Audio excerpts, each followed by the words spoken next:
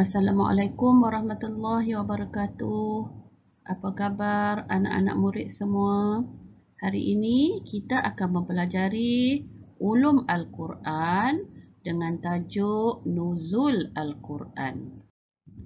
Sebelum kita pergi dengan lebih jauh lagi topik Nuzul Quran, marilah kita lihat terlebih dahulu latar belakang Nuzul Al-Quran.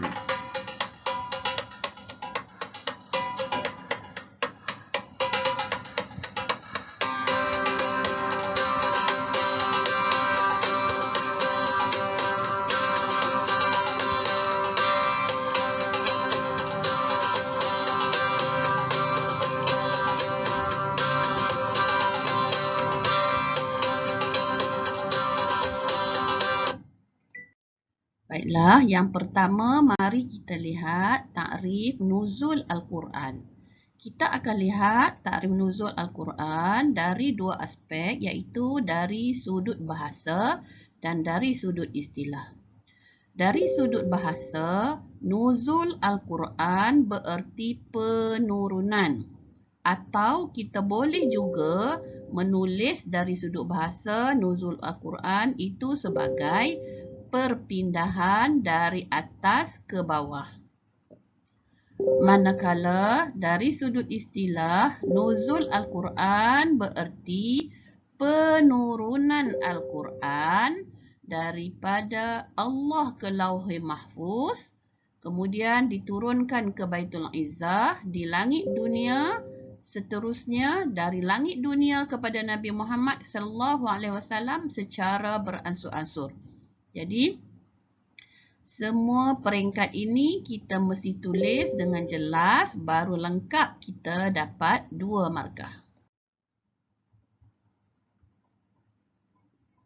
Mari kita lihat gambar rajah carta penurunan ayat Quran. Ayat Quran ini adalah daripada Allah diturunkan ke Lauhul Mahfuz secara sekaligus. Ini adalah berdasarkan kepada ayat Al-Quran Surah Al-Baqarah ayat 185. شهر رمضان الذي أنزل فيه القرآن هدى للناس وبينات من الهدى والفرقان. Ayat itu menjelaskan kepada kita bahawa pada bulan Ramadan, ayat Al-Quran ini diturunkan menjadi petunjuk kepada sekalian manusia. Seterusnya, dari Lauhul Mahfuz, ayat Quran diturunkan ke Baitul Izzah.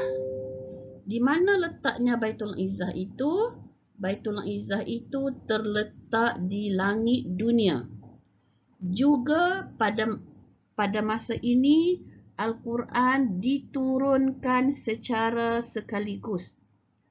Jadi kita lihat petikan ayat yang membuktikan bahawa Al-Quran itu diturunkan di langit dunia berdasarkan kepada surah Dukhan, surah Ad-Dukhan ayat 3.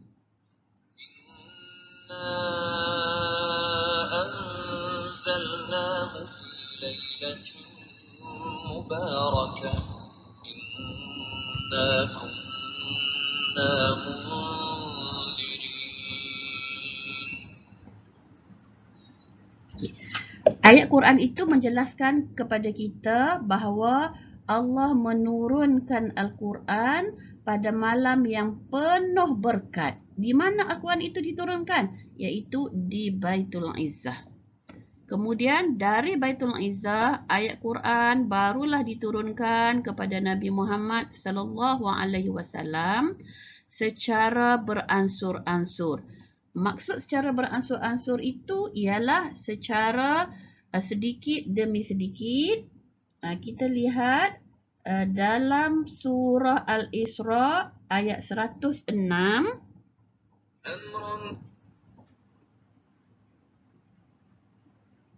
berbunyi,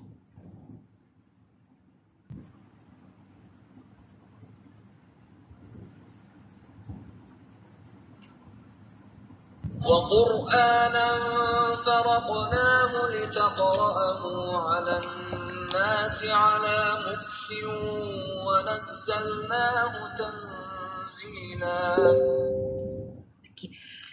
Ayat Quran itu dalam surah Al-Isra' 106 itu bermaksud kami bahagikan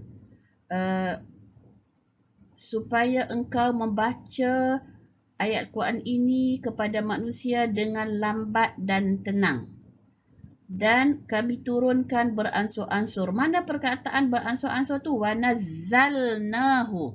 Okey, kalau nazala tu turun, tetapi pada lafaz nazzalnahu tu ada tanda tasydid. Tanda tasydid itu menunjukkan penurunan secara sedikit demi sedikit. Untuk lebih jelas lagi, mari kita lihat peringkat nuzul Al-Quran. Nuzul Al-Quran ini diturunkan melalui 3 peringkat. Iaitu peringkat yang pertama, dari Allah, Al-Quran diletakkan di Lauhim Mahfuz berdasarkan kepada firman Allah dalam surah Al-Buruj yang berbunyi bal huwa Qur'anum Majid fi lauhim mahfuz. Jadi dalam ayat ini Allah menjelaskan bahawa Al-Quran diletakkan di Lauhim Mahfuz. Dari Lauhim Mahfuz, Al-Quran diturunkan pula ke Baitul Izzah. Di mana Baitul Izzah ini? Baitul Izzah ini terletak di langit dunia.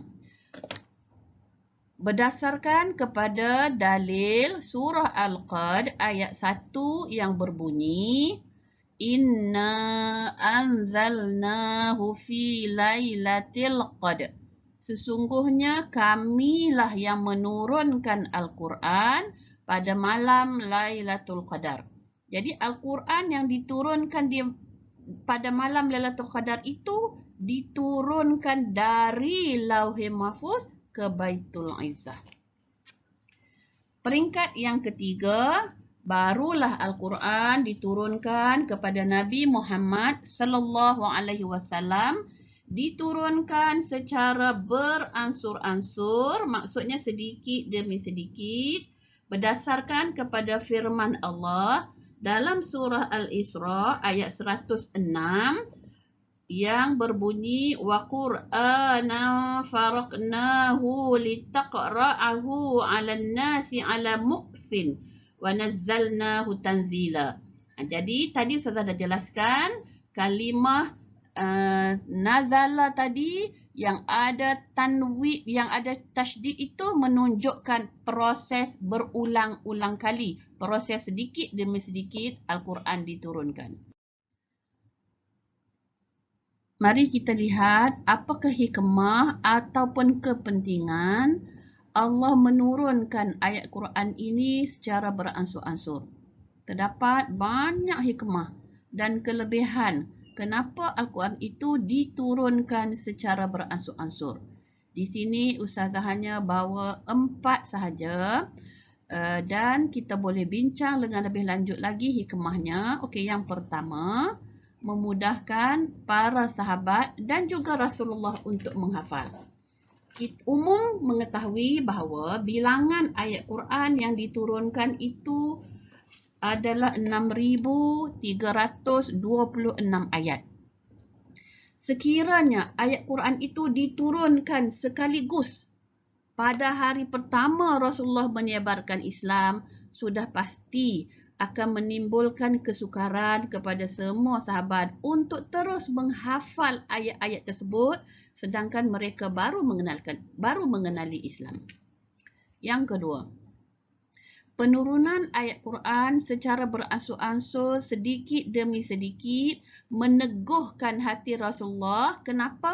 Sebab dengan kedatangan Jibril berulang-ulang kali menyebabkan Rasulullah rasa diberi perhatian, Rasulullah rasa tidak ditinggalkan keseorangan dalam menyampaikan dakwah Islam.